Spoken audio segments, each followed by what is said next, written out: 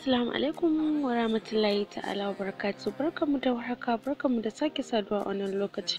So a cikin Amna's tips ɗin mu na yau zan muku bayani ko kuma in ce zan muku tutorial akan wani tips da muka samu mai matukar amfani yakan gyara skin ɗin mu yadda muke so. So ku biyo mu cikin wannan shirin don ku kalli wani irin sinadarai muke ɗauke da shi a yau.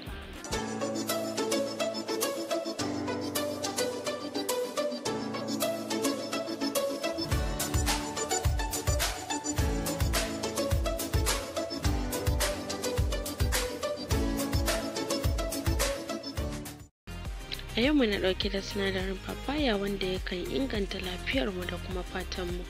Kaɗan kenan daga cikin amfanin papaya yana ɗauke da sinadarin vitamin A sannan antioxidant wanda yake da matukar taimakawa wajen ciwon ido, sannan yana da matukar amfani wajen gyaran fatanmu kamar yadda muka sani, sannan yana da matukar controlling wajen gyara acne da kuma weaknesses da dai sauransu.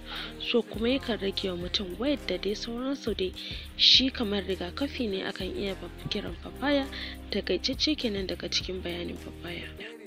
Kamar da ka gani zan ɗauki gwanda na da na riga na ɗan yayyanka shi kuma ta riga ta nuna, sannan zan yi amfani da honey na kamar da kuke gani, sannan zan yi amfani da bowl ɗina sannan kuma da ɗan spoon ɗina da zan yi so kamar da ka gani zan ɗauko bowl ɗina kamar haka, sannan zan ɗeba yadda nake so, sannan ya danganta da yadda mutum yake son ya yi amfani da shi.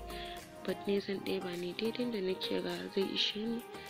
Kuma gwandan dai ta riga ta nuna yadda ake so, shi yasa ko ka yanka ta ma ba za ta yi yadda kake so ba saboda ta riga da ta nuna yadda ya dace a mammatse shi, ba wai yadda zai ba mutum wahalan grating da hannu bane. Kana ma ta taɓa shi ya nuna, amma kar ka bar shi ya nuna har ya wuce gona da irin. So kamar da ka gani na raga ina grating din shi da spoon ɗina, kuma as yadda ke gani yana laushi yadda ya kamata.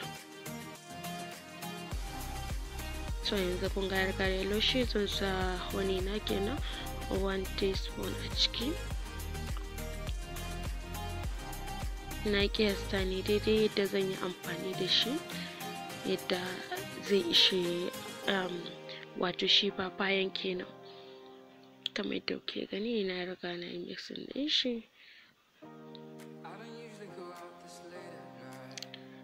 So ya tunani na dai kamar yayi zan yi amfani da vitamin E, which as ban nuna muku ba da farko, and zai taimaka ne wajen sa papaya ɗin yayi inganci, sannan yayi ƙarfi wajen samar ma fata ta yi haske fast.